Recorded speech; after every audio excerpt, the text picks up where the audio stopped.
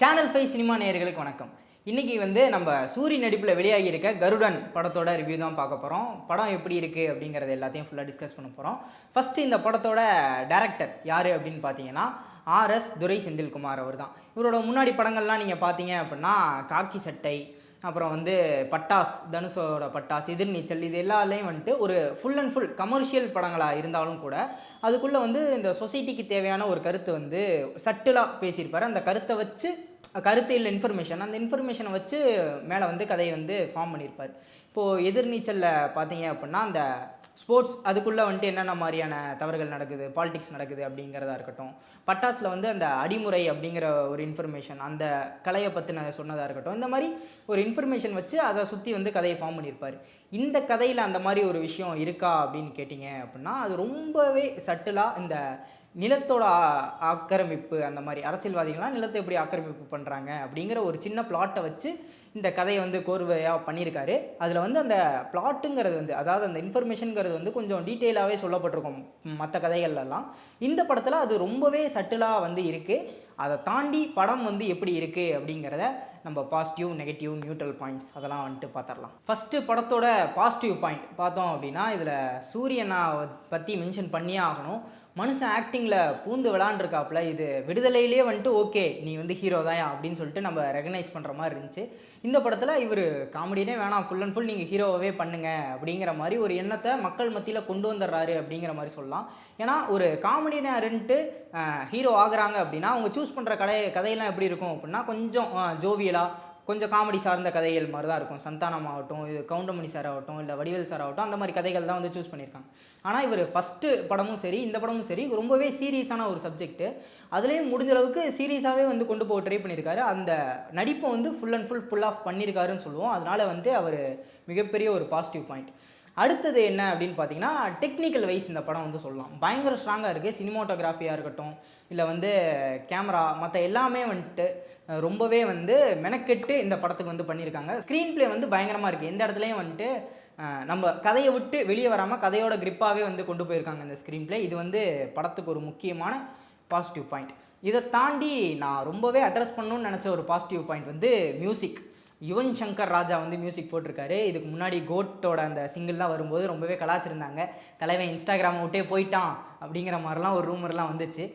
ஆனால் இந்த படத்தில் நான் தாண்டா யுவன் அப்படின்னு காட்டுற மாதிரி பிஜிஎம்லாம் பிரித்து விட்டாப்ல. பயங்கரமாக அந்த பிஜிஎம்லாம் அந்த சீனை பயங்கரமாக எலிவேட் பண்ணிச்சு. முக்கியமாக இன்டர்வல் பிளாக்கும் சரி, கிளைமேக்ஸும் சரி, நீங்கள் பயங்கரமாக ஷவுட் பண்ணி கத்தி என்ஜாய் பண்ணி பார்க்குற மாதிரி ஒரு இன்டர்வல் பிளாக்கும் கிளைமேக்ஸும் அமைஞ்சிருக்கும். அதுக்கு மியூசிக் ரொம்ப முக்கியமான ஒரு விஷயம். அதனால் மியூசிக்கும் இந்த படத்தில் ஒரு மிகப்பெரிய பாசிட்டிவ் பாயிண்ட். அடுத்தது ஆக்ஷன் நான் சொல்லி ஆகணும். ஃபைட்ஸ் நிறைய இடம் இருக்குது. இப்போது சூரியனா அப்படின்னு பார்க்கும்போது காமெடியன் தானே, இவர் ஃபைட் பண்ணால் ஆக்ஷன் ஹீரோவாக ஃபைட் பண்ணால் அப்படின்னா நம்மளால் ஏற்றுக்க முடியாது. சிவகார்த்திகேயனே காக்கி சட்டையில் ஃபஸ்ட் டைம் ஆக்ஷன் ஹீரோவாக ஃபைட் பண்ணும்போது நிறையா ட்ரோல்ஸ் அந்த மாதிரிலாம் வந்துச்சு. ஆனால் இந்த படத்தில் ஒருத்தன் தடுமாறி எப்படி ஃபைட் பண்ணுவான் அப்படிங்கிற மாதிரி ஒரு எளிமையாக ரொம்பவே கிரவுண்டடாக கொண்டு போயிருந்தனால அது ரொம்ப நம்புற மாதிரி இருந்துச்சு. அந்த கேரக்டரையும் நம்ம கூட ரொம்பவே அட்டாச் பண்ணிக்க முடிஞ்சுச்சு. அதனால் ஆக்ஷன் சீக்வன்ஸ், ஸ்டண்ட்ஸு, ஃபைட்ஸு இது எல்லாமே இந்த படத்துக்கு இன்னொரு ஒரு பாசிட்டிவ் பாயிண்ட்டாக அமையுது. கடைசியாக ஒரு பாசிட்டிவ் பாயிண்ட் என்ன அப்படின்னு பார்த்தீங்கன்னா ட்விஸ்ட்டு. இந்த கதை போகும்போது ஒரு லீனியரான ஸ்டோரி தான். ஆனால் இதில் எந்த அளவுக்கு சஸ்பென்ஸை ஹோல்ட் பண்ண முடியுமோ ஒரு சின்ன ட்விஸ்ட்டு தான்.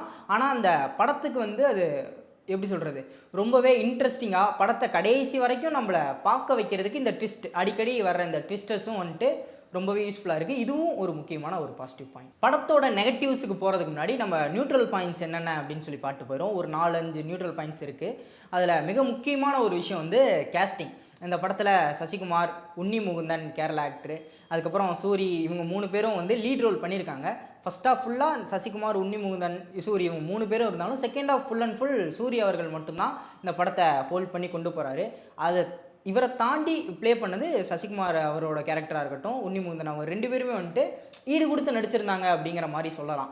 அதனால் இந்த படத்துக்கு கேஸ்டிங், இதை தாண்டி சின்ன ரோலும் கூட அவங்க கேஸ்டிங் பக்காவாக இருந்துச்சு. அந்த எமோஷனுக்கு இவங்க எப்படி சொல்கிறது, அவங்க அந்த ரோல் ப்ளே பண்ணது ரொம்பவே ரியலிஸ்டிக்காக நம்புற மாதிரி இருந்துச்சு. எந்த நடிப்புமே தனியாக தெரியாத மாதிரி இருந்தனால கேஸ்டிங் இதுக்கு ஒரு மிக முக்கியமான ஒரு நியூட்ரல் பாயிண்ட்டாக வந்து அமையுது. அதை தாண்டி இப்போ வர படங்கள் எல்லாமே வந்து ஒன்று ஃபுல் அண்ட் ஃபுல் கமர்ஷியல் எலமெண்ட்ஸாகவே போயிடுது, இல்லைனா ஆக்ஷனாகவே போயிட்டு இந்த கமர்ஷியல் எலமெண்ட்டை வந்து மிஸ் பண்ணிடுறாங்க. இதில் காமெடியாக இருக்கட்டும், லவ் போர்ஷன்ஸும் இருக்குது, ஆனால் இது எதுவுமே வந்து படத்தில் ஒட்டாமல் தனியாக இல்லாமல் அந்த கதையோடு சேர்ந்து நவர்ற மாதிரி எல்லா படத்துக்கு தேவையான எல்லா கமர்ஷியல் எலமெண்ட்ஸையும் வந்துட்டு இந்த படம் ஃபில்லப் பண்ணியிருக்கு. ஸோ இது ஒரு ஃபேமிலி என்டர்டெயின்மெண்ட் அப்படின்னு சொல்லி ஈஸியாகவே இந்த படம் அந்த கேட்டகரிக்குள்ளே போயிடுறதுனால இது மிக முக்கியமான ஒரு நியூட்ரல் பாயிண்ட். இதுக்கு அடுத்து நான் இன்டர்மிஷனும் கிளைமேக்ஸும் சொன்னேன் இல்லையா, நம்ம கடைசியாக இன்டர்மிஷனும் கிளைமேக்ஸும் ரொம்ப என்ஜாய் பண்ணி அந்த இப்போ அடுத்து என்னடா நடக்க போகுது அப்படின்னு கடைசியாக மோஸ்ட்லி எந்த படமும் வந்த மாதிரி எனக்கு தெரியலை. அந்த ஒரு விஷயத்தை இந்த படம் ஃபுல்ஃபில் பண்ணும் ரொம்ப நாள் கழிச்சு அப்படின்னு நான் நம்புகிறேன். ஏன்னா பயங்கரமாக என்ஜாய் பண்ணி பார்க்கக்கூட ஒரு இன்டர்மிஷனும், எதிர்பார்த்து அடுத்து என்ன நடக்க போகுது அப்படிங்கிற மாதிரி ஒரு இன்டர்மிஷனும், ஃபுல்லாக சாட்டிஸ்ஃபைடாக ஒரு கிளைமேக்ஸும் வந்து இந்த படத்தை கொடுக்கும். இதுவே வந்து மிக முக்கியமான ஒரு நியூட்ரல் பாயிண்ட். கடைசியாக இந்த படத்தோட நெகட்டிவ் பாயிண்ட், இது எப்படி சொல்கிறது, இது ஒரு நெகட்டிவா அப்படின்னு கேட்டிங்கன்னா மேபி ஒரு சில பேருக்கு இருந்திருக்கலாம். என்னன்னு பார்த்தீங்கன்னா, படத்தில் ஒரு சில சீன்ஸில் வந்து லவ் சீன்ஸாக இருக்கட்டும், சசிகுமார் அவர்களோட ஒரு சில ஃப்ளாஷ்பேக் சீன்ஸ் அந்த மாதிரி வந்து இருக்கும். ஃப்ளாஷ்பேக்னால் எப்படி சொல்கிறது, மாண்டேஜ் மாதிரி சில சீன்ஸ்லாம் வரும். அந்த சீன்ஸ்லாம் வந்து மேபி ஒரு சில பேருக்கு லேகாக இருந்துச்சு அப்படிங்கிற மாதிரி சொன்னாங்க. உங்களுக்கும் பார்க்கும்போது லேகாக தோணலாம் மேபி ஒரு சில பேருக்கு. ஆனால் என்னை பொறுத்த வரைக்கும் அது அவ்வளோக்கா லேகாக தோணல. அதுக்கு அடுத்து அந்த கிளைமேக்ஸுக்கான அந்த ஒரு கிரிப்பிங்கை இந்த சீனை வச்சு பில்டப் பண்ணி கொண்டு போனாங்களோ அப்போ தான் அந்த எமோஷன் வந்து கன்வே ஆகும் அப்படிங்கிற மாதிரி எனக்கு தோணுது. மேபி இது ஒரு லேகாக அமையலாம் ஒரு சில பேத்துக்கு அப்படிங்கிறனால இந்த நெகட்டிவ் பாயிண்ட்ஸை சொல்கிறேன். இதுவும் வந்துட்டு எனக்கு நெகட்டிவாக தெரியலை. அதை தாண்டி ஓவராலாக படம் எப்படி அப்படின்னு பார்த்தீங்கன்னா, ரொம்ப நாள் கழித்து வந்திருக்க ஒரு பக்காவான ஆக்ஷன் படம். அதை தாண்டி கமர்ஷியல் எலமெண்ட்ஸும் நிறையா இருக்கனால ஃபேமிலி ஃப்ரெண்ட்ஸ் எல்லாரோடையும் போய் பார்க்கக்கூடிய ஒரு படமாக ரொம்ப நாள் கழித்து தமிழ் சினிமாவுக்கு கருடன் வந்து அமைஞ்சிருக்கு. இந்த படத்தை நீங்கள் பார்த்துட்டிங்களா, இல்லை பார்க்கலன்னா சீக்கிரம் போய் தேட்டரில் பாருங்கள். பார்த்துருந்தீங்க அப்படின்னா 5 ஸ்டாருக்கு இந்த படத்துக்கு எவ்வளோ ஸ்டார் ரேட்டிங் கொடுப்பீங்க அப்படின்னு சொல்லி கீழே கமெண்ட்டில் மென்ஷன் பண்ணிட்டு போங்க. இதே மாதிரி அடுத்த ஒரு மூவி ரிவ்யூவோடு உங்களை சந்திக்கும் வரை விடைபெற்றுக் கொள்வது நான் உங்கள் கிருஷ்ணா.